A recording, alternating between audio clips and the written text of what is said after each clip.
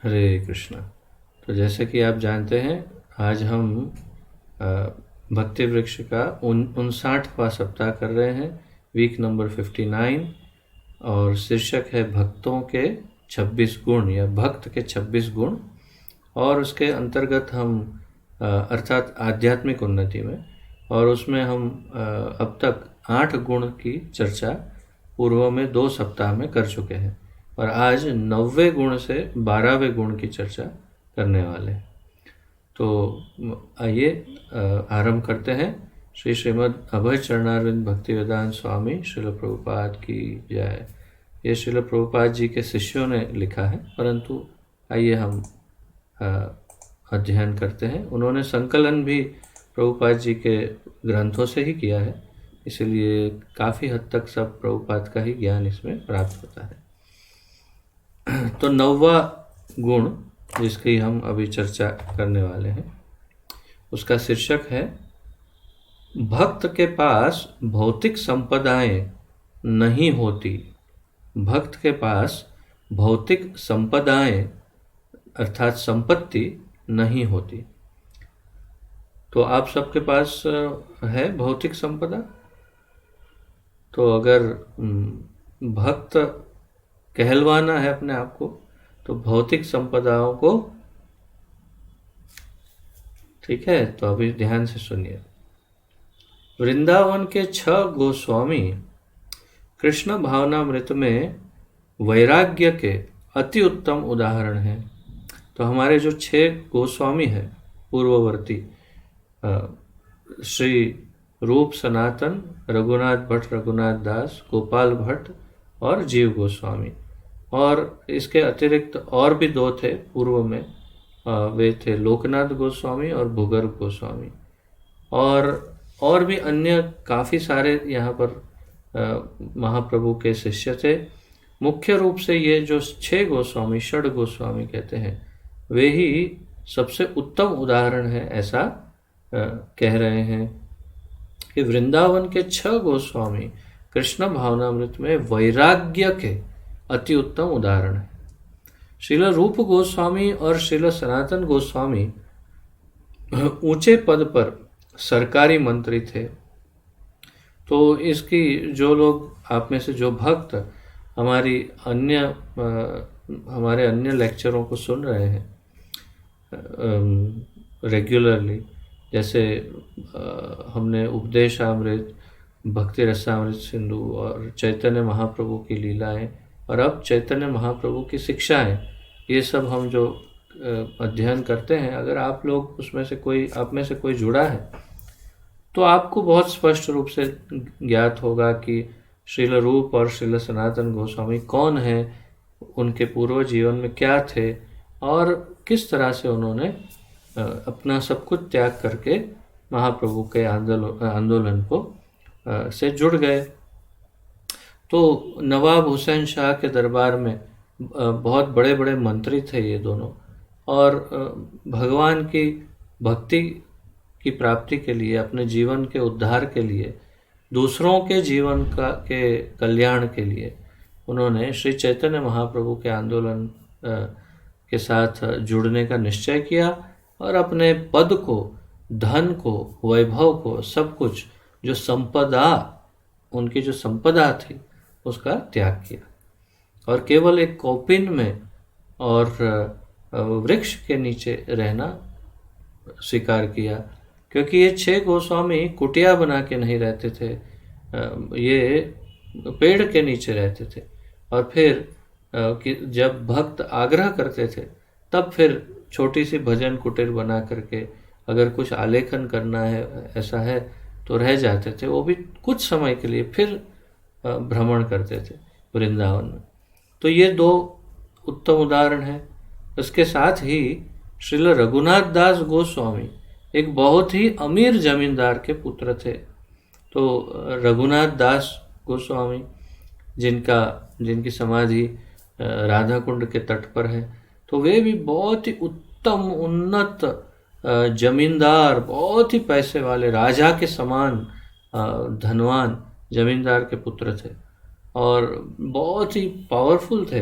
परंतु उन्होंने भी सब कुछ त्याग कर दिया, सारा धन वैभव, यहाँ तक कि बहुत ही सुंदर उनकी पत्नी थी, वो पत्नी और परिवार सबका त्याग करके वे महाप्रभु के आंदोलन से जुड़ गए और इतने इतने दीन भाव से वे जीवन जीते थे कि उनकी कथाएं तो बहुत ही प्रचलित है कि वो कितना अधिक तपस्या करते थे और महाप्रभु कितने प्रसन्न थे उन पर। तो रघुनाथ दास गोस्वामी और उन्होंने इन सभी भौतिक संपदाओं को किसी तुच्छ वस्तु की तरह त्याग दिया और सिर्फ कौपीन पहनकर और भिक्षुक की तरह वृंदावन में रहकर निर्वाह किया। श्रील रूप गोस्वामी ने युक्त वैराग्य से के सिद्धांत के स्वरूप का वर्णन किया है। श्रील रूप गोस्वामी ने युक्त वैराग्य के सिद्धांत के स्वरूप का वर्णन किया है, जिसके अनुसार सभी वस्तुओं का प्रयोग कृष्ण की सेवा के लिए किया जाए। जो कुछ भी हमारे पास है उसका उपयोग किस प्रकार भगवान की सेवा में किया जाए, उसका ज्ञान हमें रूप गोस्वामी ने दिया और उसे कहा युक्त वैराग्य। तो युक्त वैराग्य और अनुचित वैराग्य में क्या फर्क है? युक्त अर्थात योग्य वैराग्य और अयोग्य वैराग्य क्या है फिर? तो हमारे गोस्वामियों के अनुसार, श्रील रूप गोस्वामी के अनुसार, जो कोई भी वस्तु कृष्ण के की सेवा या कृष्ण के भक्तों की सेवा के लिए उपयोग में आ सके, उसका उपयोग नहीं करना उसे अयोग्य वैराग्य कहते हैं, अनुपयुक्त वैराग्य। तो युक्त वैराग्य नहीं, तो फिर युक्त वैराग्य क्या है? उनके मत अनुसार जो कोई भी वस्तु भगवान की सेवा में या भगवान के भक्तों की सेवा में उपयोग में आ सके, उसका स्वीकार करना, उसे युक्त वैराग्य कहते हैं। तो ये सब उपदेशामृत में श्लोकों के साथ समझाया है, हम उतनी गहराई में नहीं जा रहे हैं अभी। जो हमारे उपदेशामृत के वीडियोस जिन्होंने देखे होंगे उसमें या क्लास अटेंड किया होगा, उसमें आपने देखा होगा कि बड़े विस्तार से ये सब समझाया है। कि उदाहरण कि जैसे आपके पास मोबाइल है, तो आप सोचेंगे कि वो मोबाइल का क्या करेंगे, भगवान की सेवा में तो कुछ उपयोग में नहीं आएगा। क्यों नहीं आएगा?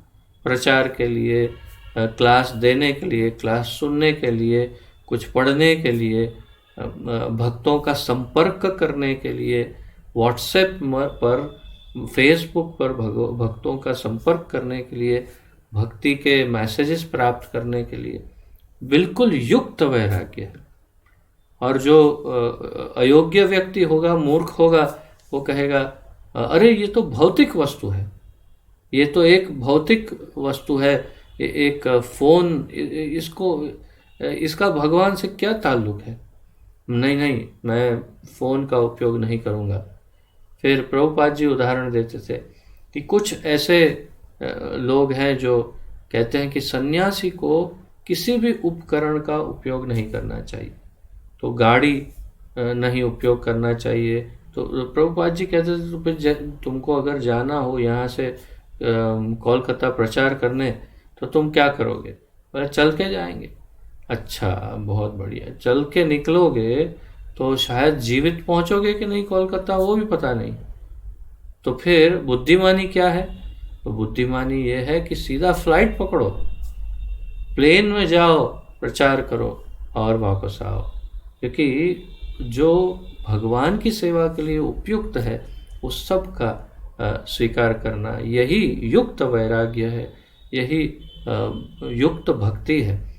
तो हमारे श्रील प्रभुपाद जी के गुरुदेव श्रील भक्ति सिद्धांत सरस्वती ठाकुर गोस्वामी प्रभुपाद जी, उन्होंने इस बात को अपने जीवन में आचरण करके दूसरों को, अपने भक्तों को, अपने शिष्यों को सिखाया। उन्होंने स्वयं आचरण किया युक्त वैराग्य का, और फिर उन्होंने भक्तों को सिखाया। कैसे?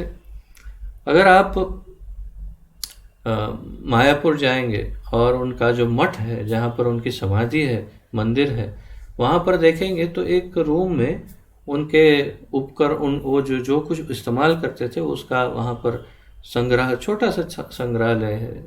उसमें आप देखेंगे कि उन्होंने सारे उस समय 1925-30 की बात कर रहा हूँ मैं, 1925-30 में जो कुछ भी आधुनिक था उस सब का उपयोग करते थे। यहाँ तक कि ज़रूरत पड़ने पर किसी अंग्रेज़ों से मीटिंग करना हो, ऐसा कुछ हो, तो वे बिल्कुल पूरा का पूरा अंग्रेज़ी ड्रेस पहनते थे, अर्थात सन्यासी का ड्रेस निकाल करके वे हैट, बूट, कोट, पैंट ऐसा पहन करके भी जाते थे, क्योंकि वो कहते थे कि हमारा एक ही उद्देश्य है, हमें अपनी भक्ति कार्य में जो कुछ भी उपयोगी है वो करना है।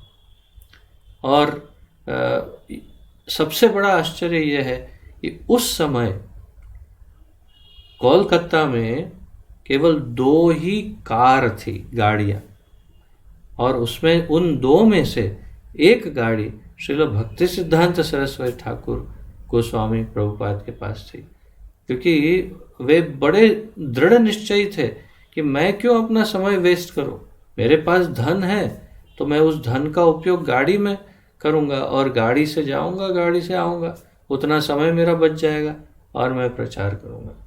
तो इस प्रकार इसे युक्त वैराग्य कहते हैं। और कोई मूर्ख ये सोच सकता है कि ओ, गाड़ी तो किसी सन्यासी के लिए योग्य नहीं, तो बैठा रहे या बैलगाड़ी में जा तू। और बाकी जो युक्त वैराग्य समझते हैं वे हर उस वस्तु का उपयोग करेंगे भौतिक संसार में जो भगवान की सेवा के लिए, उनकी प्रसन्नता के लिए और उनके भक्तों की प्रसन्नता के लिए जो कुछ भी उपयुक्त है उसका स्वीकार करेंगे। तो ये इसी का उदाहरण लेते हुए फिर प्रभुपाद जी ने अपना आंदोलन आगे बढ़ाया, और उन्होंने भी सब उन चीज़ों का उपयोग किया जो भौतिक मानी जाती है परंतु प्रचार के लिए उपयुक्त है। और फिर उनके शिष्यों ने भी यही कार्य किया कि जहाँ भी आवश्यकता पड़ती है तो कोई भी आधुनिक उपकरण हो, चाहे कुछ भी हो, कृष्ण की सेवा में उपयुक्त होना चाहिए।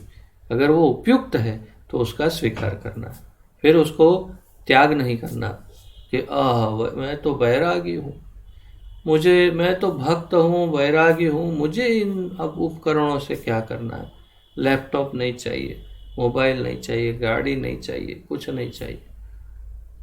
तो फिर वो युक्त वैराग्य नहीं, क्या कहते हैं उसे, अनुपयुक्त या अयोग्य वैराग्य है, ऐसा समझा रहे हैं। तो यही बात रूप गोस्वामी ने समझाई, जिसके कारण हमारी पूरी परंपरा इसका आचरण करती है। जब कोई किसी वस्तु से आसक्त नहीं होता और साथ ही साथ कृष्ण से संबंधित सभी वस्तुओं को स्वीकारता है, तब वह सही प्रकार से भौतिक स्वामित्व की भावना से परे है। तो एक वस्तु का ध्यान इसमें अवश्य रखना पड़ेगा कि आप जिन वस्तुओं का स्वीकार करते हैं भगवान की सेवा के लिए, उनसे लगाव ना हो जाए, उनके साथ संबंध ना जुड़ जाए, अर्थात कि मोह का संबंध। मेरे पास बहुत अच्छा मोबाइल है और मोबाइल कोई चोर लेके गया, अरे मेरा मोबाइल चोरी हो गया, अब क्या करेंगे, सारा का सारा मेरा ध्यान भंग, प्रचार, सारे प्रोग्राम कैंसल, अब मैं कोई लेक्चर नहीं दूंगा, कुछ नहीं करूंगा, कहीं नहीं जाऊंगा, मेरा मोबाइल चला गया।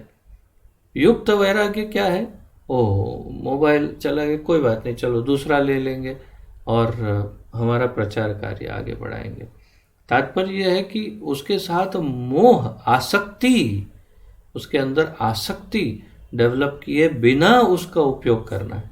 ये तो केवल एक सामान्य उदाहरण दे रहा हूँ जो कुछ भी आपके जीवन में है, जो कुछ भी या जो कोई भी, अर्थात कि कोई वस्तु हो या व्यक्ति हो, उनके प्रति आसक्ति या मोह न हो, उस प्रकार उनका उपयोग भगवान की सेवा में करना है।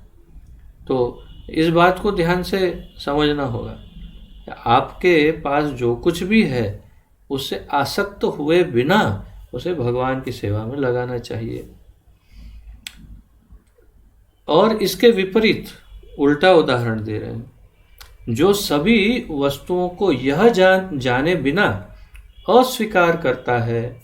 तो एक तो ये कि जो अस्वीकार कर देता है कि उनका कृष्ण के साथ संबंध है, के साथ कोई क्या संबंध है, उसका साक्षात्कार पूरा नहीं है। तो यदि वो ये समझेगा ओ नहीं, इसका कृष्ण के साथ क्या संबंध है, तो भाई कृष्ण के साथ किसका संबंध है? कृष्ण के साथ तो मुरली का संबंध है, डांडिया का संबंध है, रासवास के लिए काम लगेगा, और पीली धोती काम लगेगी, मोर पीछ काम लगेगा, और क्या चाहिए, दूसरा क्या चाहिए, मटकी चाहिए थोड़ा घी मक्खन के लिए, और क्या चाहिए, बस, और क्या चाहिए, बस उतना, गुल्ली डंडा या ऐसा कुछ खेलने के लिए, और कुछ तो चाहिए नहीं ना कृष्ण भक्ति के लिए, और क्या चाहिए? तो फिर वही हो चुका। आप समझे नहीं कि प्रचार कार्य के लिए जो कुछ भी उपयोगी हो उसका उपयोग करना है, लेकिन आसक्ति के बिना, उस वस्तु या व्यक्ति में आसक्ति ना हो जाए, ऐसे उनका उपयोग करना है। अंतर्निहित स्वयं सिद्ध सत्य यह है कि कृष्ण ही परम स्वामी है, अतः किसी का यह दावा कि उसके पास जो वस्तुएं हैं उनका स्वामी वह स्वयं है, एक पागलपन है या फिर चोरी है। तो अंत में ये कह रहे हैं कि किसी का, अर्थात कोई वस्तु है आपके पास, और फिर आप भगवान की सेवा में उपयोग करते हैं, लेकिन ये सोचते हैं कि ये तो मेरी वस्तु है, ये तो मैंने खरीदी है, या तो मेरे पावर में है, मेरे आधिपत्य में है, तो फिर मैं स्वामी हूँ इसका। तो प्रभुपाद जी के अनुसार ये पागलपन है, क्योंकि उसके स्वामी तो वास्तव में भगवान है। ईशावास्यम इदम सर्वम यत् किंच जगत्याम जगत। तो ईशावास्यम इदम सर्वम, ये सब कुछ, जो कुछ भी है भौतिक संसार में दिख रहा है, उसके एकमात्र मालिक स्वयं भगवान है। तो ये सुनकर के आपके हृदय में ये विचार आना चाहिए, और हमारी भावनाओं में ये विचार डेवलप होते रहना चाहिए। आज सुना, अभी सुना, परंतु भूल गए तो कोई फायदा नहीं।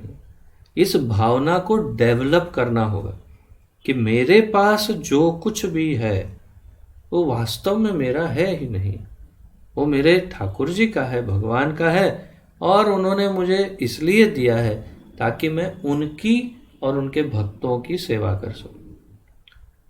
तो अब ये जितना ये कहने में सरल है, उससे करोड़ों गुना ज़्यादा ये कठिन है करने में, परंतु नामुमकिन या असंभव नहीं है, ये संभव है। ये कौन करके दिखा सकता है? गोस्वामी जैसे शुद्ध भक्त और उनके पद चिन्हों पर चलने वाले अन्य भक्त भी ये कर सकते हैं। तो हम सब रूपानुग है, रूप अनुग, रूप गोस्वामी के पद चिन्हों पर चलने वाले, और हमें भी वही करना है। हमारी सारी वस्तुओं का, सारे अधिपत्य अधिकारों का धीरे धीरे धीरे हृदय में त्याग करते जाना है कि वास्तव में ये सब कुछ मेरा है ही नहीं, ये सब कुछ मुझे इसलिए प्राप्त है ताकि मैं भगवान को प्रसन्न कर सकूं। और अगर इस वस्तु से मैं भगवान को प्रसन्न नहीं कर सकता तो ये वस्तु मेरे कोई काम की नहीं है, फिर उसका त्याग। तो जो जो कुछ भी भगवान की सेवा में उपयुक्त ना हो उसका त्याग तुरंत कर देना है, और जो कुछ भी भगवान या उनके भक्तों की सेवा में उपयोगी हो उसे बड़े आदर पूर्वक प्रेम पूर्वक संभाल के रखना है और उपयोग में लेना है। तो इसी बात पर अगर हम जीवन जिएंगे तभी हमारा युक्त वैराग्य होगा। तो आगे बताते हैं, जैसा कि श्री उषोपनिषद मंत्र 1 में कहा गया है, वही जो मैंने कहा अभी, ईशावास्यम इदम सर्वम, तो ब्रह्मांड में सब कुछ भगवान श्री कृष्ण के अधीन और उनके नियंत्रण में है। इसलिए हमें उतना ही स्वीकारना चाहिए जितना हिस्सा हमारे लिए निर्धारित है। तेन त्यक्तेन भुंजिथा माँ गृध यस्य स्विद्धनम, तो तेन त्यक्तेन भुंजिथा, तो तुम्हारे लिए जितना भगवान ने छोड़ा है उतना ही भोगना चाहिए, उससे अधिक लेना नहीं चाहिए। जबकि आज का संसार उससे संपूर्ण 100% विपरीत दिशा में चल रहा है। क्या कर रहा है संसार? जितना भाग्य में है, जितना ठाकुर जी ने दिया है, उससे अधिक ही चाहिए सबको। कोई एक व्यक्ति ऐसा नहीं मिलेगा भौतिक संसार में, बिजनेस में, जो उतने में संतुष्ट हो जाए। और संतुष्ट हो तो उसके कोई और कारण होंगे, ये कारण नहीं कि वो समझता है कि भगवान ने मुझे पर्याप्त दिया है। किसी न किसी कारण से वो हमेशा असंतुष्ट ही रहता है कि नहीं, मुझे और अधिक चाहिए, ये चाहिए, वो चाहिए, इसको और बढ़ाना है, और जितना है उसको दबाते रहेंगे कि नहीं, और इतना तो कम पड़ेगा, संभाल के रखो। तो फिर ये इसको क्या कहते हैं? इसको कहते हैं, जैसे कि इसके ऊपर की लाइन में कहा गया था, एक पागलपन या फिर चोरी है। इसे चोरी कहते हैं। चोरी कैसे चोरी भाई? चोरी ऐसे कि ये आपके भाग्य में है ही नहीं और आप उसे ले रहे हो, और जो आपके भाग्य में नहीं और उसे ले रहे हो उसे चोरी कहते हैं। तो तात्पर्य ये है कि अत्यंत प्रयास करके कुछ बहुत ही ज़्यादा कड़ी मेहनत करके किसी तरह से अधिक धन कमाने की लालसा, उसे चोरी कहा जा सकता है। तो वो ईशावास्यम इदम सर्वम यत् किंच जगत्याम जगत तेन त्यक्तेन भुंजी था। तो माँ कस्य सिद्ध माँ गृध कस्य सिद्ध धनम, तो किसी और का धन जो है उसे छीन के मत ले लो। रास्ते में कुछ पड़ा है, वो मेरा नहीं है, मैं जानता हूँ, तो मुझे उसे छूना ही नहीं चाहिए। हाँ, लेकिन कोई वो नष्ट हो जाने वाला है या कचरे में जाएगा, तो उससे अच्छा है मैं ले करके उसे भगवान की सेवा में लगाऊं। अगर उसका मालिक नहीं मिले तो ठीक है, तो लगा सकते हैं। मुझे स्मरण है, बहुत ही वर्षों पूर्व की बात है, बहुत साल बीत गए। मैं 12th स्टैंडर्ड में था शायद, तो एक क्लासेस अटेंड करता था, जैसे ट्यूशन क्लास जो आप लोग करते हैं, तो बड़े क्लासेस थे। तो मुझे उसमें से एक सोने की चेन क्लास के अंदर से मिली, सोने की चेन। और फिर मैंने सर को पूछा कि आप देखिए, पूछिए सबको। और कितना बड़ा आश्चर्य है, आपको आश्चर्य होगा, मुझे अभी भी समझ में नहीं आ रहा है, परंतु पूरे उन्होंने जितनी बैच होती है वहाँ, सब बैच के सब लड़कों को, बच्चों को, सबको पूछा। किसी ने भी, सब ने कहा नहीं, हमारी नहीं। सर ने मुझे वापस दी, बोले ये किसी की नहीं है। ऐसा कैसे हो सकता है? ये तो आश्चर्य है, यहाँ क्लास के अंदर ही गिरी है। तो जो भी हो, वो मेरे पास आ गई। फिर भी मैं इतना बेचैन था कि ये मेरी तो नहीं है, तो क्या करना चाहिए। और फिर सोचते रहे, और फिर अंततोगत्वा उसको हमने सुनार को दी, बेची, और उसमें से जो धन आया उसमें से, अब मुझे एकदम स्पष्ट याद नहीं, परंतु इतना याद है कि कुछ सत् कार्यों में उस धन को लगा दिया। अर्थात किसी को कुछ हेल्प करने के लिए, या मंदिर में कुछ डोनेशन या ऐसा कुछ करके उसका उपयोग कर दिया, क्योंकि मेरे मन में ये स्पष्ट था कि ये मेरा नहीं है, तो मैं कैसे स्वीकार करूं, मैं क्या करूं इसका। तात्पर्य यह है कि ये करने के लिए हमें हमारे शास्त्र बता रहे हैं कि तेन त्यक्तेन भुंजिता, तुमको जितना दिया उतना लो, माँ गृध कस्य सिद्धनम, तो तुम दूसरों का जो है उसे छीन कर अपना मत बनाने की कोशिश करो। जो उसका है उसका रहने दो, जो तुम्हारा है उसमें आनंद प्राप्त करो।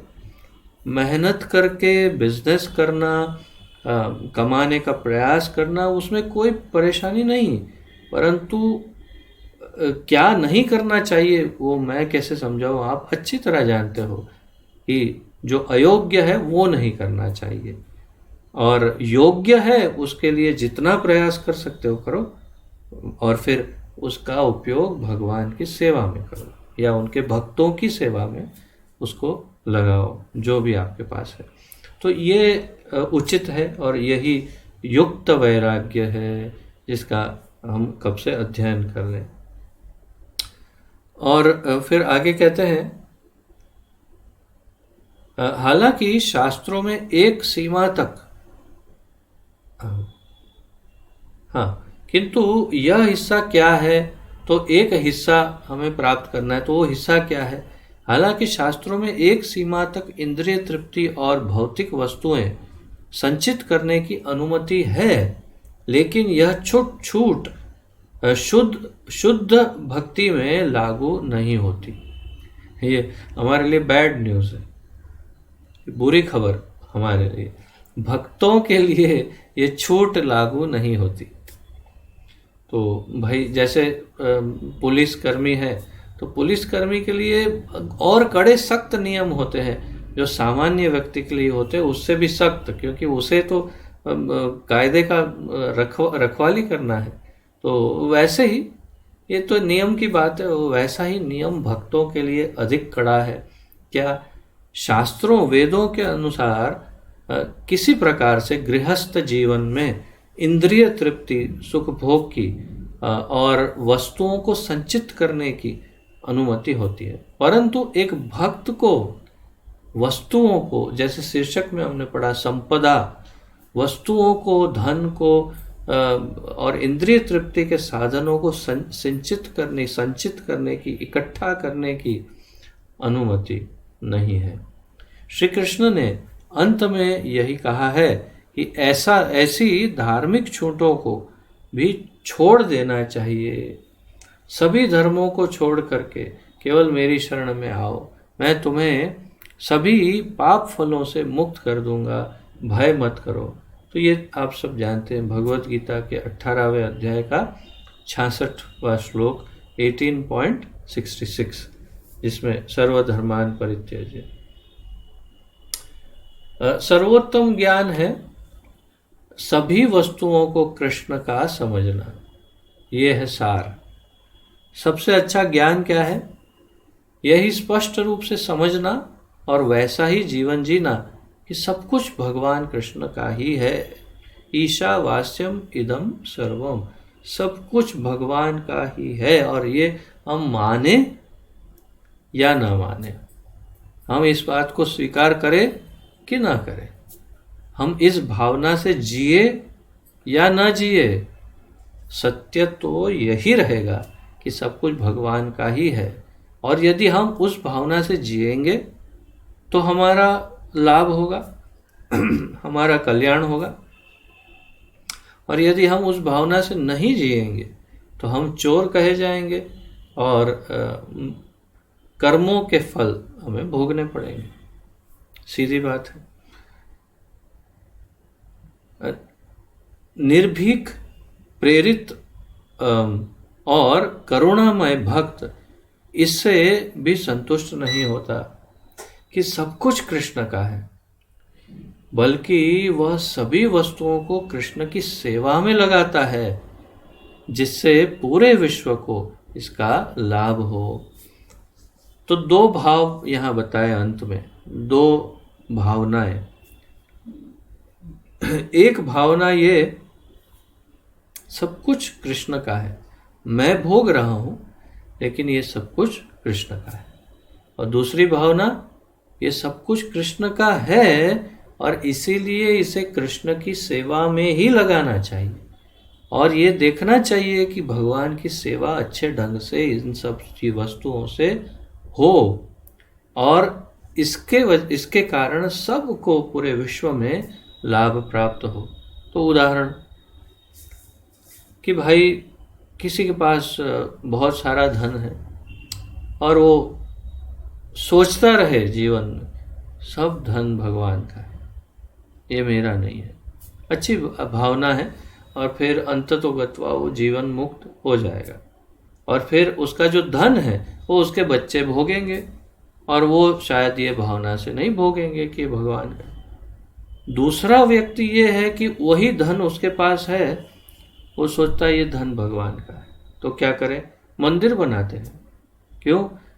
पूरे विश्व के लोग आएंगे और उसके अंदर आएंगे, प्रसाद प्राप्त करेंगे, भक्ति करेंगे, भगवान से उनका क्या कहते हैं मिलन होगा, एकत्व होगा अर्थात भक्ति में, और वे अपनापन भगवान का जो है वो व्यक्त कर पाएंगे और उनका उद्धार होगा, भगवान की दृष्टि पड़ेगी उन पर और प्रसाद प्राप्त करके वो जीवन को धन्य कर पाएंगे, दूसरों को भक्त बनाएंगे, दूसरों को लेके आएंगे। तो अच्छा है, मैं एक मंदिर निर्माण कर देता हूँ इससे सबका कल्याण हो। तो ये होता है दूसरी कैटेगरी का उत्तम भक्त कि जो सारी संपदा को भगवान की सेवा में ही लगा देता है, बैठे नहीं रहता सोच के हाँ ये भगवान का है, भगवान का है। बस तो ये था प्रथम अर्थात 9वां गुण कि सब कुछ हमें भगवान की सेवा में लगाना चाहिए। और शीर्षक था भक्त के पास भौतिक संपदाएं नहीं होती, अगर होती है तो वो भगवान की सेवा में लगाता है, अर्थात अकिंचन रहना ये भक्त का गुण होता है। वो सदैव आप सुदामा जी के बारे में तो सबको पता है, पूरी स्टोरी सब जानते हैं, पूरा विश्व जानता है अब तो कि सुदामा जी की स्टोरी। सुदामा जी भगवान के पास गए और कुछ बोल तो नहीं पाए, लेकिन भगवान सब समझ गए और भगवान ने उनको बहुत कुछ दिया। लेकिन आप में से शायद या पूरे विश्व में से शायद बहुत कम लोग जानते हैं कि बाद में क्या हुआ। जब वे सुदामापुरी, उस नगर का नाम भी फिर बदल गया सुदामापुरी, तो वे जब गए तो देखा क्या यहाँ पर एक कुटिया हुआ करती थी, यहाँ पर कहाँ गई? वॉचमैन को पूछा, बोले कि ये बहुत बड़ा महल आ गया, यहाँ पर एक झोपड़ी थी वो कहाँ गई?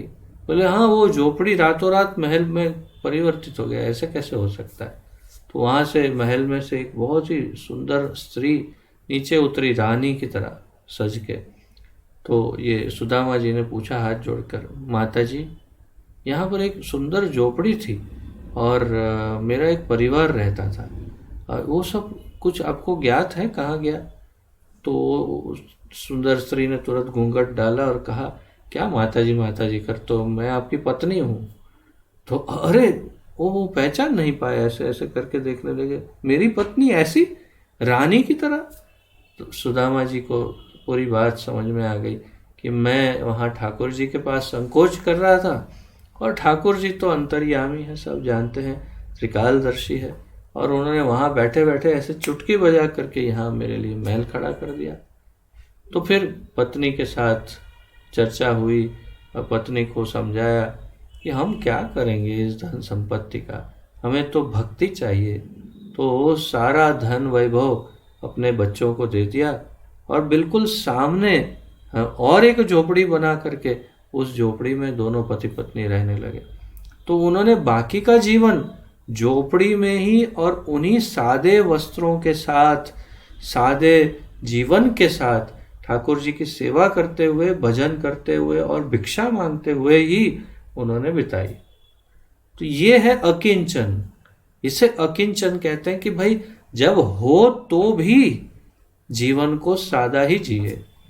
उसके अंदर धन आ गया तो धन को अपने ऐशो आराम के लिए व्यय न करे, भगवान की सेवा में और भगवान के भक्तों की सेवा में उपयोग करके अपना जीवन सादा जिए। हम आप में से कई भक्त, कुछ भक्त हमारे श्रील जशोमती नंदन प्रभु जी को भी जानते हैं, जो इस्कॉन अहमदाबाद मंदिर के प्रमुख थे और अभी अभी कुछ समय पूर्व हमारे दुर्भाग्य से गोलोक धाम चले गए। तो मैं उनके बहुत ही करीब था। मैं कई वर्षों तक मंदिर में सेवा करता था और उनके काफ़ी करीब था। उनके रूम पे कई बार जाता था। तो उनके साथ कई बार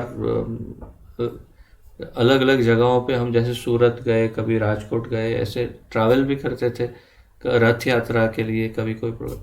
तो मैं हमेशा देखता था कि उनके वो जो कुर्ते पहनते थे, धोती पहनते थे, तो कभी कभी मैं देखता था कि उसके अंदर छेद के ऊपर सुई धागे से वो छेद को छुपाया हुआ है। मैं सोचता था कि इतने बड़े विशाल मंदिर के अध्यक्ष, जिनके पास धन की वास्तव में कोई कमी नहीं हो सकती, वो और जब जाके देखता तो उनके पास, वो एक बार मुझे कह रहे थे कि मेरे पास 100 धोती है, 100। तो कैसे भाई? बोले उसमें से एक भी मैंने नहीं खरीदी है। क्यों? जो कोई भक्त आते हैं आके दे के चले जाते हैं, फिर क्या करते हैं, बस ऐसे कैसे पड़ी रहती है। कोई किसी को काम लगता है तो दे देते हैं, चाहिए तो ले लो, बाकी मुझे कोई काम के नहीं। और मेरे पास जो कपड़े हैं, वही उनके जो कपड़े हैं फट भी जाते तो उसे सिलवा के वो उसी को वे पहनते थे।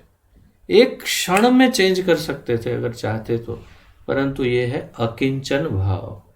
भक्तों का भाव इसी प्रकार अकिंचन होना चाहिए। हाँ, गाड़ी का उपयोग करते थे, क्यों? जहाँ से एक जगह से दूसरी जगह प्रचार के लिए जाना है तो कार चाहिए, अच्छी कार जिसमें उनके शरीर को आराम मिले, तो उसमें कोई दोष नहीं। परंतु अपने वस्त्रों के ऊपर, वैभव के ऊपर, ऐशो आराम के ऊपर धन का उपयोग कभी नहीं करते। तो हम भक्तों को भी हमारे जीवन में भी धन का उपयोग संचय करके भगवान की और भक्तों की सेवा के लिए करना चाहिए, और न कि अपने ऐशो आराम पर।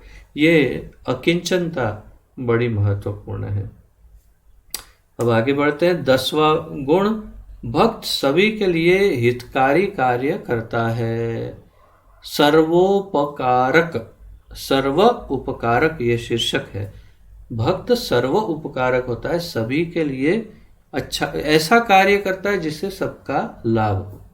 श्रीमद् भागवतम 10वीं स्कंद 22वां अध्याय और 35वां श्लोक 10.22.35 में कहा गया है, सभी जीवों का कर्तव्य है कि वे अपने जीवन, धन, बुद्धि और वाणी से दूसरों के भले के लिए परोपकारी कार्य करें। विष्णु पुराण 3:12-45 में कहा गया है, एक बुद्धिमान व्यक्ति अपने कार्य, विचारों और शब्दों से ऐसी क्रियाएं करे जो सभी जीवों के लिए इस जीवन में और अगले जन्म में भी हितकारी हो। एक भक्त सभी में कृष्ण भावनामृत बांटता है। इस प्रकार कृष्ण भावनामृत की व्यापकता सिद्ध होती है। चैतन्य महाप्रभु ने सभी को जिम्मेदारी दी है कि वे कृष्ण भावनामृत को सभी जीवों में बांटे। महाप्रभु ने सबको जिम्मेदारी दी है, हम सभी को, कि हम इस कृष्ण भावनामृत को सभी में बांटे, कृष्ण भक्ति को। भारत भूमि ते हयले मनुष्य जन्म यार, जन्म सार्थक करी कर पर उपकार। तो भारत भूमि ते हयले मनुष्य जन्म यार, तो तुम्हारा जन्म अगर भारत भूमि में हुआ है तो क्या करोगे? जन्म सार्थक करो। कैसे? करी पर उपकार करो और अपने जन्म को सार्थक करो। महाप्रभु ने कहा, जिस जीव ने भारतवर्ष में मनुष्य जन्म अगर लिया है तो उसे अपने जीवन को सार्थक बनाना चाहिए और सभी के भले के लिए परोपकारी कार्य करने चाहिए। सबसे बड़ा परोपकार क्या है? तो प्रभुपाद जी का एक लेक्चर में सुन रहा था, बहुत ही सुंदर, मुझे वो बात इतनी छू गई हृदय में कि मैं इतने वर्षों से मैं ये सब उनको पढ़ रहा हूँ, सुन रहा हूँ, लेकिन कभी होता है ना अचानक कोई बात बहुत ज़्यादा छू जाती है हृदय को। तो वो बात अभी कुछ ही दिन पहले मैं लेक्चर तो हम रोज़ जो सुनते हैं प्रभुपाद जी के, तो उसमें ही सुन रहा था और अचानक मेरे हृदय को छू गई बात। वो कह रहे थे प्रभुपाद जी कि कई कई लोग परोपकारी होते हैं, दयालु होते हैं, परोपकारी होते हैं, लोगों की मदद करते हैं। कैसे? तो कोई अनाथ आश्रम बनवाता है, कोई अस्पताल बनवाता है, कोई राम रोटी या लंगर या फिर भंडारे करवाते हैं जिससे लोगों को खाना मिले। तो किसी न कोई कंबल बांटता है, कोई किसी को पढ़ाता है, स्कूल कॉलेज या मुफ्त पढ़ाई करवाता है। इस तरह से कोई ना कोई करता है सेवा। परंतु फिर प्रभुपाद जी ने एक उदाहरण दिया। मान लो कि एक बहुत ही धनवान व्यक्ति है, राजा के समान, राजा ही है समझो, और राजा का एक बेटा है, और बेटा जो है राजा का वो रास्ते में जाते जाते अचानक गिर गया या एक्सीडेंट हो गया और अचानक उसकी याददाश्त चली गई अचानक, और एकदम से सोचने लगा मैं कौन हूँ, कहाँ से आया हूँ, और फिर एक रोड के कोने में जाके बैठ जाता है और सबसे पूछता है मैं कौन हूँ। कोई बता नहीं पाता तो वो भी भूल जाता है। फिर एक कटोरी लेके बैठता है, भैया कुछ खाना दे दो, भैया कुछ कपड़े दे दो, कुछ दे दो। और फिर लोग सोचते अरे बेचारे पे दया करनी चाहिए, ये बहुत ही गरीब है। तो लोग आके उसको कुछ 1 रुपया 2 रुपया देते हैं, कोई 10 20 50 100 रुपया देते हैं, कोई उसको कपड़ा देता है, कोई कंबल देता है, कोई दवा दारू का पैसा देता है, कोई दवा दारू करवाता है। ये एक व्यक्ति आता है और उसका हाथ पकड़ता है, बोलते चल आजा मेरे साथ। कहाँ? चलो। पकड़ के ले जाता है राजा के पास सीधा। राजा को बोलता है ये आपका बेटा, याददाश्त चली गई। ओह, वो राजा इतना खुश हो जाता है, अरे तुमने कितना बड़ा काम किया है, मेरे खोए बेटे को मुझसे मिला दिया। और बेटे को भी देख करके लगता है हाँ ये कुछ तो याद आ रहा है धीरे धीरे, और फिर धीरे धीरे उसकी याददाश्त आ जाती है। तो एक बात बताइए, प्रभुपाद जी पूछ रहे हैं कि आप उस भिखारी को, जो वास्तव में उस राजा का बेटा है, भिखारी नहीं है, उसको आप थोड़ा सा 10 रुपया 25 रुपया 50 रुपया देते हो, आप उसकी दवा दारू करवाते हो, आप उसको खाना देते हो, क्या ये सेवा है? या उसके राजा बाप को उसे मिला दो, वो सबसे बड़ी सेवा है, जहाँ पर उसे कभी कोई वस्तु की कमी नहीं होगी। तो सामान्य बुद्धि की बात है कि उसके राजा बाप को मिला देना ही बुद्धिमानी है, वही सबसे बड़ी सेवा है।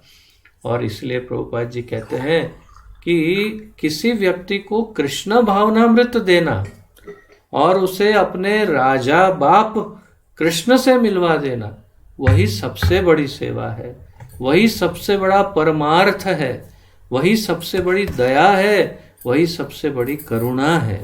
तो किसी को यदि किसी के प्रति करुणा, दया, कोई परमार्थ सेवा करनी हो तो सबसे बड़ी सेवा है उसके हाथ में भगवत गीता पकड़ाओ, उसे समझाओ कि तू अपने बाप से मिल, तेरा बाप इस जगत का राजा है, वो सभी जगतों का राजा है, और उसकी सेवा कर और वो तेरी देखभाल करेगा। योगक्षेमम वहाम्यहम्, वो देखभाल करता है, उसने वचन दिया है। तो यही सबसे बड़ी सेवा और सबसे बड़ा सेवा भाव है। तो ये बहुत ही मेरे हृदय को छू गया कि इस बात को हम समझते नहीं और इसीलिए कुछ न कुछ प्रयास करते रहते हैं, परंतु अगर सेवा करनी है तो प्रचार करो। सबसे बड़ी सेवा है प्रचार। और इसीलिए महाप्रभु कह रहे हैं जन्म सार्थक करी कर परोपकार। कैसे परोपकार करेगा? उसको भक्त बनाओ और परोपकार करो।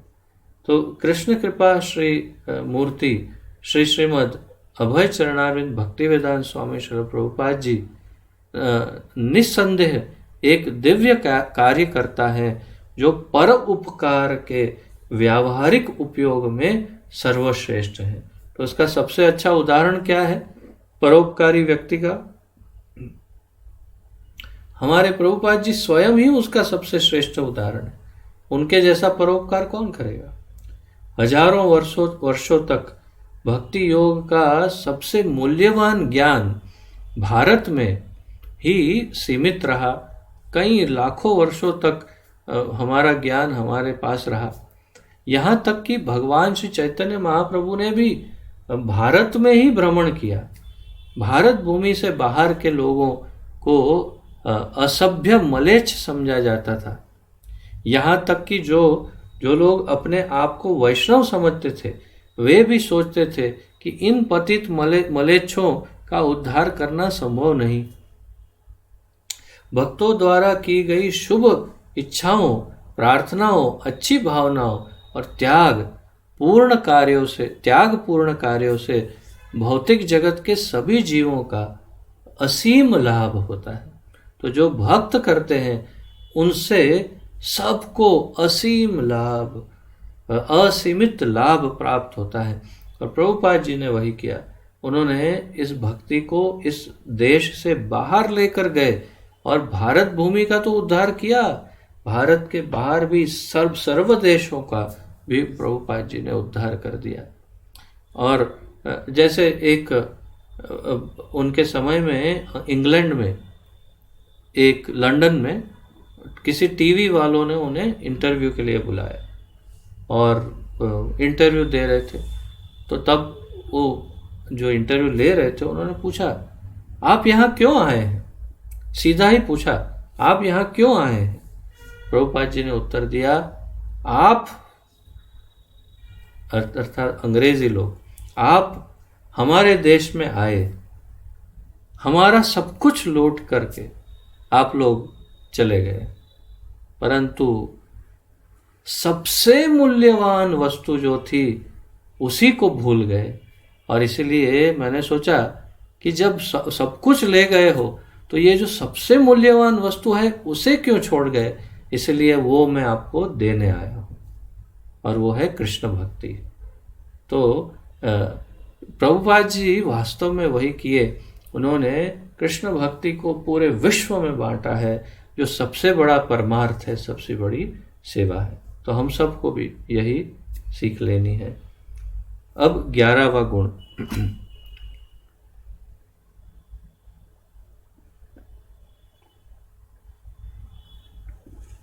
भक्त शांत होता है। भक्त शांत होता है। श्रील प्रभुपाद जी श्रीमद् भगवद गीता के श्लोक 5वें अध्याय के 29वें श्लोक में, जिसमें कहा है भोक्तारम यज्ञ तपसाम, को शांति का सूत्र कहते हैं। प्रभुपाद जी कहते हैं भोक्ता अहम यज्ञ तपसाम सर्वलोक महेश्वरम। ये जो श्लोक है उसमें भोक्ता अहम यज्ञ तपसाम शांति का सूत्र है। वो कैसे? भगवान से संबंधित 3 ज्ञानपूर्ण बातें हैं। 3 बातें ज्ञानपूर्ण हैं भगवान से संबंधित। 1, हम जो भी कार्य करें उसे भगवान को समर्पित करना ही वास्तविक उद्देश्य है। हमें हमेशा के लिए यह बेकार का अभिमान छोड़ देना चाहिए कि हम सबसे बड़े भोक्ता हैं, और यह स्वीकार करना चाहिए कि भगवान ही सर्वशक्तिमान है। हमारे हृदयों में कहीं ना कहीं, अब तो नहीं होगा, लेकिन पहले हमारे हृदयों में यही भाव रहता है कि मैं ही तो भोक्ता हूँ, सबसे बड़ा भोक्ता तो मैं ही हूँ। कई घरों में देखा जाता है कि जो पति होते हैं वो बहुत ही क्या कहते हैं, स्ट्रिक्ट होते हैं कि मुझे तो ये इस समय पर ये चाहिए ही, मुझे इसमें ये चाहिए ही, मुझे ऐसा नहीं मिलेगा तो नहीं चलेगा। तो अर्थात कि अहम भोक्ता अहम स्वामी, मैं ही स्वामी हूँ, मैं ही भोक्ता हूँ और मैं ही ये सब का आधिपत्य करके तुम सब के ऊपर राज करना चाहता हूँ। तो मैं सब तुम सब मेरे सेवक हो। तो ये भोक्ता भाव उसमें प्रतीत होता है। और ऐसा नहीं हुआ तो बस सांप की अ, चली जाती है और फिर घर में महाभारत स्टार्ट। तो फिर ये भोक्ता का भाव है। वैसा ही किसी स्त्री को भी हो सकता है, ऐसा नहीं कि पुरुष कोई, स्त्री का भी ऐसा ही हो सकता है, परंतु ज़्यादातर पुरुषों का देखा जाए तो ये भोक्ता भाव को छोड़ देना चाहिए ऐसा, और भगवान को सर्वशक्तिमान स्वीकार करना चाहिए। इस प्रबुद्ध अवस्था तक पहुंचना कि हम भगवान के अंश हैं और हमें उनकी सेवा करनी है, इससे परम शांति मिलती है। परम शांति किससे प्राप्त होती है? इस भाव को डेवलप करने से, समझने से कि मैं भगवान का एक तुच्छ छोटा सा अंश हूं और अंशी की भगवान की सेवा करने के लिए ही मेरा निर्माण हुआ है। बस इस भाव को समझना चाहिए। मैं भोक्ता नहीं हूं, मैं भोग्य हूं, अर्थात कि भगवान मेरा उपयोग करके वे आनंद प्राप्त करते हैं। फिर दूसरा पॉइंट इसी में ज्ञान पूर्ण जो 3 बातें हैं उसमें दूसरी बात, भगवान ही सभी ग्रहों के स्वामी और नियंत्रक है। क्षमा करें, भगवान ही सभी ग्रहों के स्वामी हैं। भोक्ता हम यज्ञ तपसाम सर्वलोक महेश्वरम, सभी लोकों का स्वामी मैं ही हूँ, भगवान कहते हैं। तो भगवान ही सभी ग्रहों के स्वामी और नियंत्रक हैं। मनुष्य और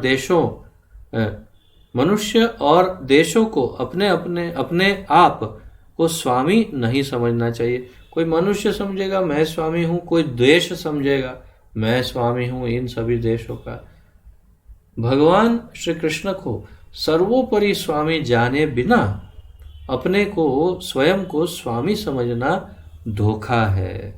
अगर भगवान कृष्ण को स्वामी नहीं समझेंगे, अपने को स्वामी समझेंगे, तो ये सबसे बड़ा धोखा है। और तीसरा ज्ञान पूर्ण मुद्दा या तीसरा पॉइंट, श्री कृष्ण ही सभी जीवों के मित्र है। सुहृदम सर्वभूतानाम ज्ञात्वा माम शांति मृच्छति। सुहृदम सर्वभूतानाम अर्थात मैं सभी जीवों का सुहृद दोस्त हूँ। और यहाँ यही कहा श्री कृष्ण ही सभी जीवों के मित्र हैं। इस बात को बहुत गहराई से सोचिए, समझिए। हमारा यदि जीवन में कोई वास्तव में कोई मित्र है, वास्तव में, तो किसे किसे कहते हैं मित्र? मित्र उसे कहते हैं जो हर सुख दुख में साथ निभाए। बताओ, आपके शरीर के अंग का भी ठिकाना नहीं है। हो सकता है अंग टूट जाए, कट जाए, तो अंग भी हाथ से ये शरीर से निकल सकता है, परंतु एक ऐसा है जो कभी आपका साथ नहीं छोड़ता, और वो है परमात्मा। जितना आत्मा जहाँ है वहाँ हमेशा नित्य उस आत्मा के साथ नित्य परमात्मा साथ में निवास करता है। परम मित्र है, सुहृद है, आपके साथ में हमेशा रहता है। और आप ढूंढते हैं, हम ढूंढते हैं मित्र, बाहर कहाँ है मित्र? मित्र सबसे बड़ा मित्र तो हृदय में बैठा है। तो श्री कृष्ण ही सभी जीवों के मित्र हैं। जो भगवान श्री कृष्ण के इन तीनों गुणों को समझता है और उनकी सेवा और पूजा करता है, उसे भौतिक क्लेशों से मुक्ति और परम शांति प्राप्त होती है। ज्ञात्वा माम शांति मृच्छति। तो भगवान कहते हैं जो इतना समझ लेता है उसे और ये जानकारी प्राप्त करने पर शांति प्राप्त करता है। इसीलिए शांति का अर्थ बाहरी शांत वातावरण नहीं है। कोई कहेंगे शांति, जब हम कहेंगे तो तुरंत कल्पना करेंगे, ओ ये बाहर जो मोटर गाड़ियों की आवाज़ आ रही है, टैं टू टी टू, वो नहीं। फिर एकदम शांत रूम, बिल्कुल कोई आवाज़ नहीं, कोई आवाज़ नहीं, शांति। ये शांति नहीं है, ये बाहरी शांति, भौतिक शांति है। ये आत्मा की, हृदय की, हमारे अंतःकरण की शांति ये नहीं है।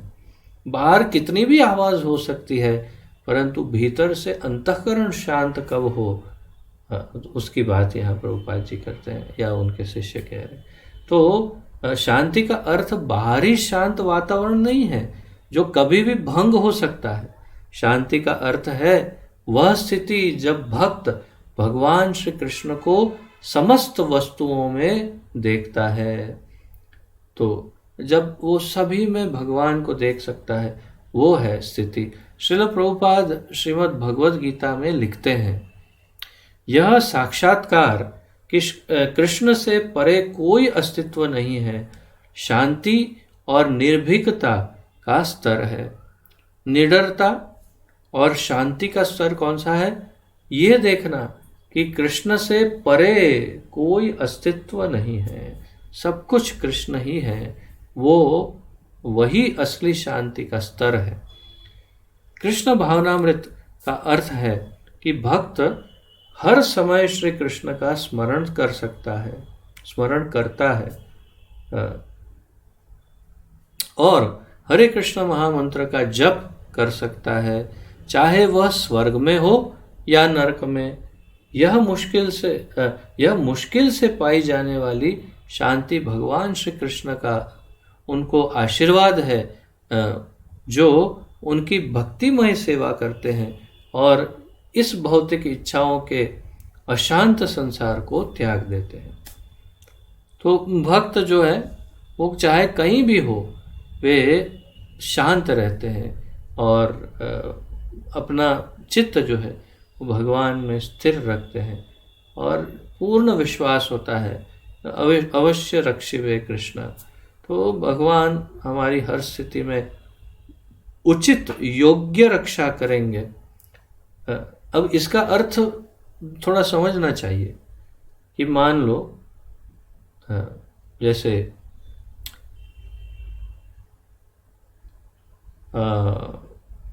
कोई गिर गया और उसे थोड़ी चोट आई, वो जप करते करते जा रहा था और सोच रहा था अवश्य रक्षिवे कृष्ण, अवश्य। गिर, चोट, फिर फिसल गया, चोट आ गई, बात खत्म। ये क्या? अब हमने तो प्रभु जी के लेक्चर में सुना था, भक्ति विनोद ठाकुर बोलते हैं अवश्य रक्षिवे कृष्ण। ये क्या हो गया? मैं तो गिर गया, चोट आ गई। इसको कैसे समझे? तो इसको ऐसे समझे कि आपके अत्यंत दुष्ट कर्मों जो पूर्व के थे, उसके फल अनुसार आपको बहुत भयानक हानि होनी थी, बहुत ज़्यादा नुकसान होना था, बहुत अधिक तकलीफ भोगनी थी। परंतु भगवान ने, प्रभुपाद जी उदाहरण देते हैं कि जो तलवार का घाव लगना था वो सुई के घाव में समाप्त हो गया। नुकसान हुआ, लेकिन वो नुकसान इतना छोटा है कि जो आपका सही में नुकसान होना चाहिए था, उससे बहुत ही छोटा नुकसान करके भगवान ने उस कर्म को नष्ट कर दिया। तो तात्पर्य है कि किसी भी अवस्था में, चाहे अच्छा दिखे बुरा दिखे, हमारे साथ अच्छा हो बुरा हो, लेकिन उस भाव को स्पष्ट रूप से हृदय में समझ लेना चाहिए। आज का ही एक ताज़ा उदाहरण है, इसलिए प्रस्तुत कर रहा हूँ। हम पड़ोस में एक और घर है, तो सोच रहे थे कि इसे खरीद लें, मतलब जब धन की व्यवस्था हो तब। अभी तो ऐसी कोई व्यवस्था दिख नहीं रही, तो हमने मालिक से पहले बात कर ली थी कि भाई हम कुछ थोड़ी व्यवस्था बनेगी तो हम उसे खरीद लें। एक ही कमरा है, छोटा सा कमरा है, तो कोई आए जाए कुछ कभी काम लगेगा। वही जहाँ पर पहले हम लोग रहते थे, बगल वाले में, और जहाँ से मैं आपको लेक्चर देने की शुरुआत की थी। तो और आज एक और भक्त, अन्य भक्त यहाँ रहते हैं, वो आए और उन्होंने कहा कि प्रभु जी मेरी डील हो गई फाइनल, हमने ये घर खरीद लिया। क्या बात है, कितने में खरीदे? ये तो अच्छा। तो वो गए, तो मैं थोड़े क्षणों के लिए मैं बहुत ज़्यादा मायूस हो गया। मायूस यूँ हुआ कि अरे ये क्या हो गया, हम तो सोच रहे थे कि हम लेंगे और अब हाथ से चला गया, अब क्या करेंगे।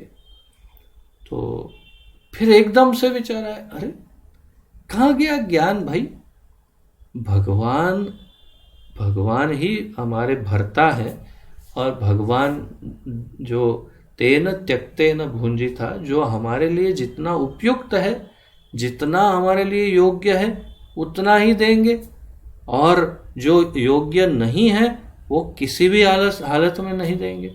तो मेरे लिए यदि वो योग्य होता तो अवश्य भगवान उसको रखे रखते, और अगर नहीं है तो ले लिया, तो क्या बात हो गई, क्या परेशानी है। तो फिर तुरंत मैं अपने आप को समझा लिया, और फिर मैं पत्नी को भी समझाने लगा कि भगवान ने हमारे लिए हमेशा योग्य ही करते हैं, भगवान कभी गलत कर ही नहीं सकते, सभी के लिए अच्छा ही करते हैं, तो हमारे लिए क्यों बुरा करेंगे। और भगवान ने बहुत ही अच्छा किया है, इसलिए तुरंत हृदय से निकाल दो, बात खत्म, हृदय से बात निकाल दी। और आधे घंटे बाद फिर वो प्रभु का फ़ोन आया, प्रभु जी मैंने वो डील कैंसिल कर दी। अरे बताओ, अब भगवान क्या खेल खेलते हैं समझना थोड़ा मुश्किल है, परंतु अर्थात कि उन्होंने जो खरीद लिया था वो घर अब नहीं खरीदने वाले, तो फिर अवेलेबल हो गया घर। तो अगर कभी फ्यूचर में व्यवस्था होगी, ठाकुर जी की इच्छा होगी और उनकी सेवा में कुछ उसका काम लगेगा तो फिर ले लिया जाएगा, अन्यथा हम तो अच्छे से ही रह रहे हैं। तो इस प्रकार किसी भी अवस्था में, चाहे अच्छा हो रहा हो, बुरा हो रहा हो, जो हो रहा हो, भाव यह डेवलप करना है कि भगवान हमारे साथ कभी बुरा नहीं कर सकते। अगर सामान्य लोगों के साथ नहीं कर सकते तो भक्त के साथ कैसे बुरा कर सकते। और इसीलिए हमें सदैव भगवान के कार्यों में उन्हें साथ देना चाहिए। भगवान ने कुछ ले लिया है तो आनंद से उनका धन्यवाद करना चाहिए, भगवान ने कुछ दे दिया है तो लेकर तुरंत उसको भगवान की सेवा में लगा देना चाहिए। ये है युक्त वैराग्य, और यहीं पर इसकी चर्चा कर रहे हैं। और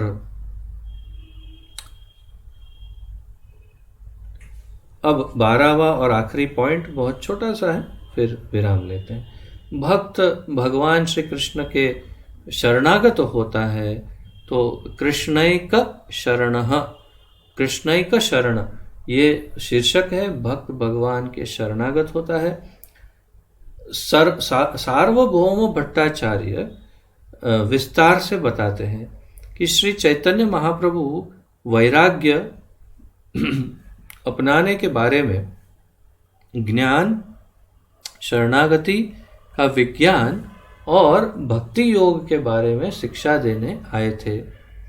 हरे कृष्ण महामंत्र का जप करने का अर्थ है बोलना, श्रवण करना और मन को पवित्र नाम के यज्ञ में अर्पित करना।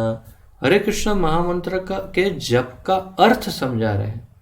हरे कृष्ण महामंत्र जप करते हैं तब बोलते हैं, अर्थात कि आप क्या कहते हैं उसे, कीर्तनम, आप भगवान के नाम का कीर्तन करते हैं, अर्थात कीर्ति बोलते हैं।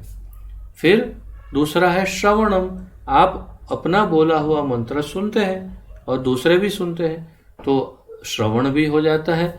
और मन को पवित्र नाम के यज्ञ में अर्पित करते हैं, अर्थात जप करते हैं तब एकाग्रता पूर्वक सुन के करते हैं। ये नहीं कि कोई दूसरे मन कहीं भटक रहा है और जप भी कर रहे हैं, नहीं, मन एकाग्र हो और श्रवण करे, ये प्रयास हमेशा करना चाहिए, प्रयास करना चाहिए। मैं नहीं कह रहा हूँ कि परफेक्ट हो जाए सब, बस सब छोड़ के जप करो।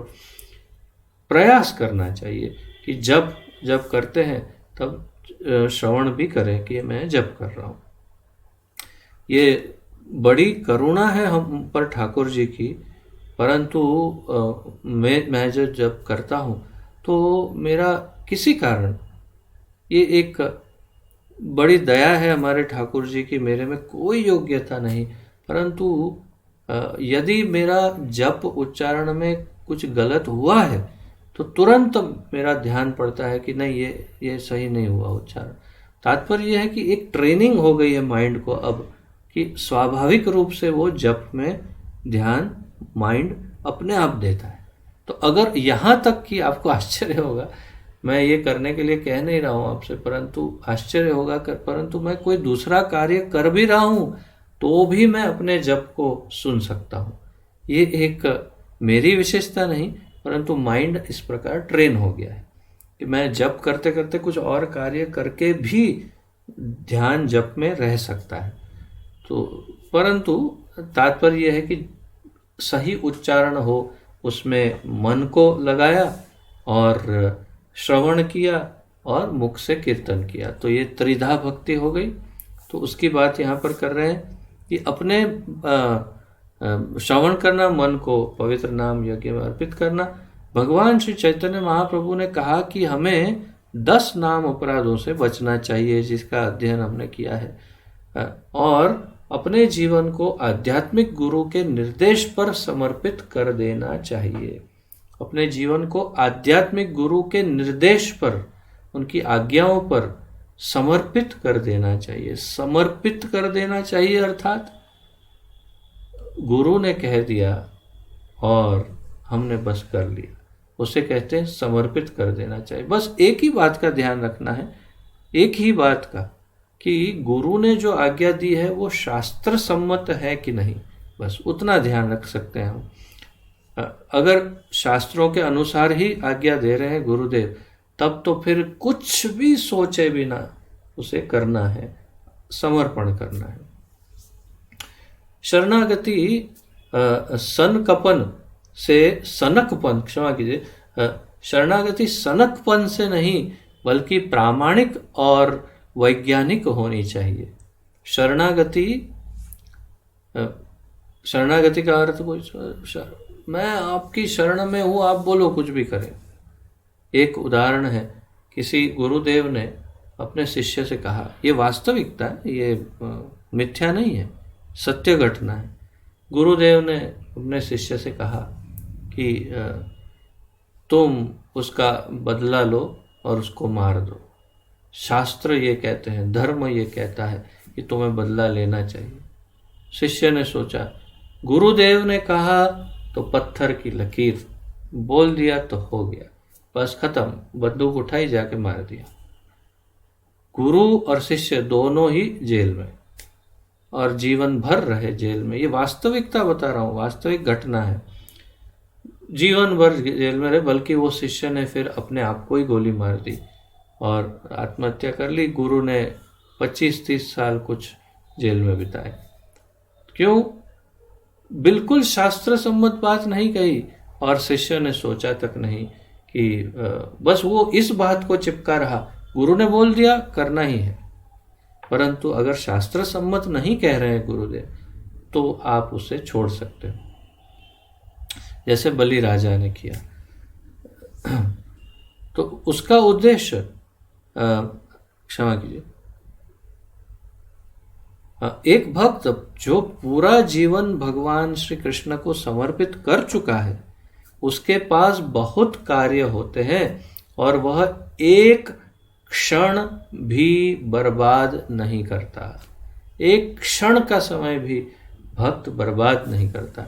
उसका उद्देश्य श्री कृष्ण के प्रति पूरी तरह समर्पित होना है, जिससे वह सभी भौतिक इच्छाओं से मुक्त हो सके और गोपियों के दास के दास के दास का अनुसरण करते हुए श्री कृष्ण की और अधिक सेवा कर सके।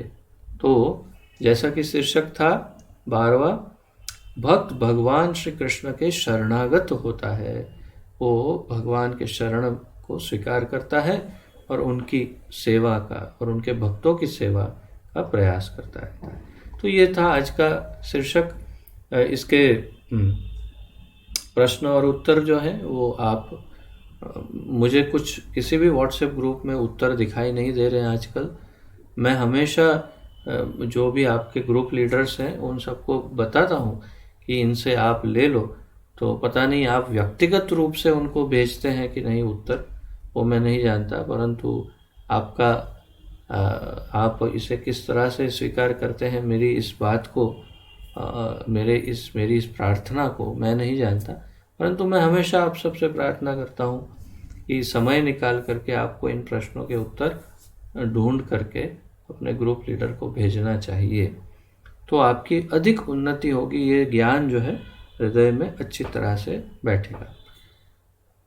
तो आज के लिए इतना ही। अगर आप में से किसी भी भक्त का कोई प्रश्न आदि हो तो प्रस्तुत कर सकते हैं, अन्यथा हम विराम लेंगे।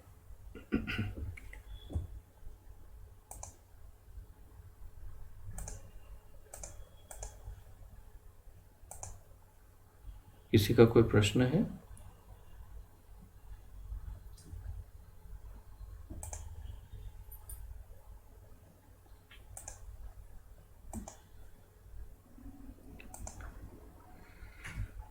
ठीक है, आप सबका बहुत बहुत धन्यवाद। आप जुड़े और